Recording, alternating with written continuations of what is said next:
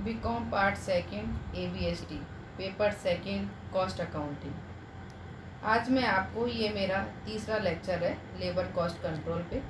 मैं आपको आज विशेष प्रकार की श्रम लागतों का विश्लेषण cost analysis of specific type of labour cost per व्याख्यान दूंगी। विशेष प्रकार की श्रम लागतों का विश्लेषण। श्रमिक से संबंधित कुछ लागतें प्रत्यक्ष अथवा अप्रत्यक्ष होती हैं। ऐसी लागतें अनिवार्य लागतें नहीं होती हैं और ऐसी लागतों के संबंध में इसलिए यह निर्णय लेना होता है कि इन्हें वहन किया जाए अथवा नहीं। इनके संबंध में पर्याप्त लागत नियंत्रण की आवश्यकता होती है।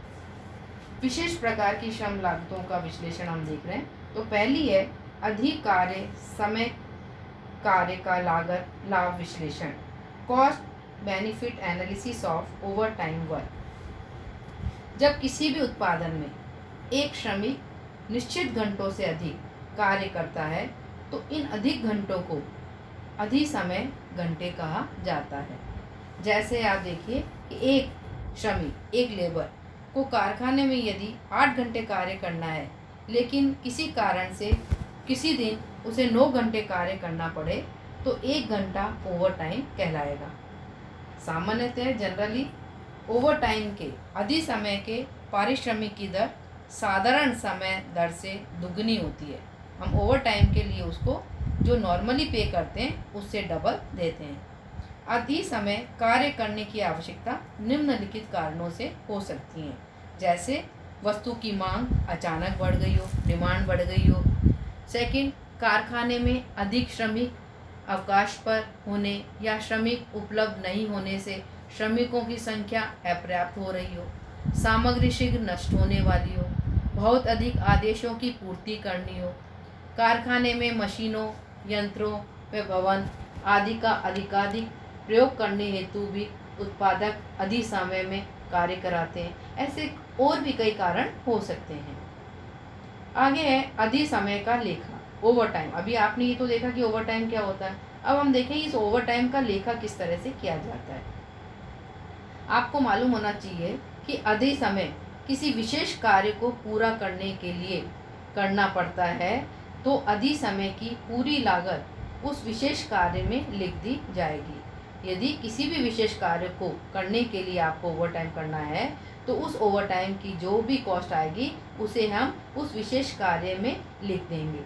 लेकिन किसी विशेष कार्य को शीघ्र पूरा करने के लिए अन्य साधारण कार्य को यदि ओवर टाइम में आपको पूरा करना पड़े तो ऐसी परिस्थिति में अधिक समय की लागत को उस विशेष कार्य की लागत में जोड़ना चाहिए, जिसके कारण बाध्य होकर अधिक समय कार्य आपको करवाना पड़ा है।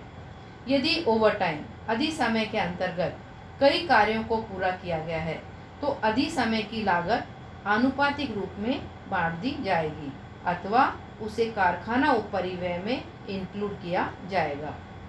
दूसरी ओर यदि हम देखें कि यदि ओवर टाइम किसी एबनॉर्मल कारण असामान्य कारण से हो रहा है, जैसे अचानक शक्ति के बंद हो जाने अथवा मशीन के टूट जाने के कारण अधिक समय कार्य करना पड़ रहा है, तो ऐसे अधिक समय की लागत को असाधारण हानि मानकर इसकी लागत को लाभ हानि खाते में ट्रांसफर कर दिया जाएगा। अधिक समय से न केवल वस्तु की कॉस्ट में वृद्धि होती है बल्कि श्रमिकों के हेल्थ पर भी इसका एडवर्स प्रभाव पड़ता है, प्रतिकूल प्रभाव पड़ता है, जिनसे उसकी कार्य क्षमता में कमी हो सकती है। हो सकता है श्रमिक पहले दिन की अधिक समय कार्य करने की थकान दूर न होने के कारण दूसरे दिन सामान्य नॉर्मल प्रोडक्शन भी नहीं कर पाए।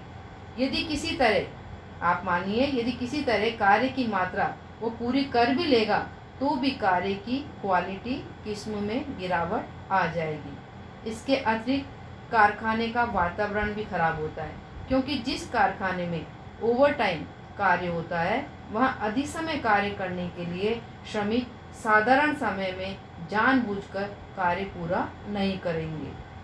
अतः अधिक समय कार्य केवल विशेष या अत्यावश्यक परिस्थितियों में ही कराना चाहिए। दूसरा है कार्य इन समय से हुई हानि का लागत विश्लेषण cost analysis of losses due to idle time, कार्यहीन समय से हुई हानि का लागत विश्लेषण। पहले आप देखिए कार्यहीन समय क्या है, कि आप देखिए जब श्रमिकों को समयानुसार यानी टाइम के अनुसार पारिश्रमिक दिया जाता है तो वास्तविक उत्पादन और पारिश्रमिक समय में अंतर रहना स्वाभाविक है। यह वो समय होता है जिसमें किसी प्रकार का प्रोडक्शन कार्य, उत्पादन कार्य नहीं होता, लेकिन फिर भी श्रमिक को पारिश्रमिक का भुगतान करना कंपलसरी, अनिवार्य होता है। कभी कभी सामग्री के अभाव, यंत्रों की टूट फूट अथवा बिजली बंद होने के कारण भी उत्पादन कार्य में बाधा उत्पन्न हो जाती है। इसलिए संस्था के श्रमिक आइडल हो जाते हैं, निष्क्रिय हो जाते हैं। प्रतिदिन श्रमिकों को संस्था के प्रवेश द्वार से, प्रवेश द्वार का मतलब है एंट्री, जो भी एंट्री गेट है उससे वास्तविक कार्यस्थल जहाँ पे उनको कार्य करना है तक पहुँचना होता है, और इसमें भी कुछ समय लगता है। इसी प्रकार कार्य प्रारंभ होने से पूर्व यंत्र समायोजन में, यानी जहाँ जिस मशीन पर बैठ के कार्य करना है उसको एडजस्ट करने में भी कुछ समय आपका व्यतीत होता है। वास्तविक उत्पादन न होने पर भी इस समय के लिए पारिश्रमिक का आपको भुगतान करना पड़ता है। यह कार्यहीन समय कहलाता है। ये जो आपको बताया कि वास्तविक उत्पादन आपने उस समय में नहीं किया है, फिर भी आपको जो पारिश्रमिक देना पड़ रहा है, ये कार्यहीन समय कहलाता है। साधारणतः कार्यहीन समय निम्न 4 कारणों पर निर्भर करता है। पहला, उत्पादन संबंधी कारण। उत्पादन संबंधी कारण, कार्यहीन समय को प्रभावित करने वाले उत्पादन संबंधी कारण मुख्यतः निम्नलिखित हैं। पहला, सामग्री का अभाव। दूसरा, यंत्र का अभाव। तीसरा, शक्ति का अभाव। चौथा, निर्देश अभाव। ये चारों ऐसे कारण हैं जिनकी वजह से उत्पादन हमारा प्रभावित होता है। दूसरा है प्रशासनिक कारण। प्रशासनिक कारण कि प्रबंधकों के उचित समय पर उचित निर्णय नहीं लेने के कारण कार्यहीन समय की उत्पत्ति होती है।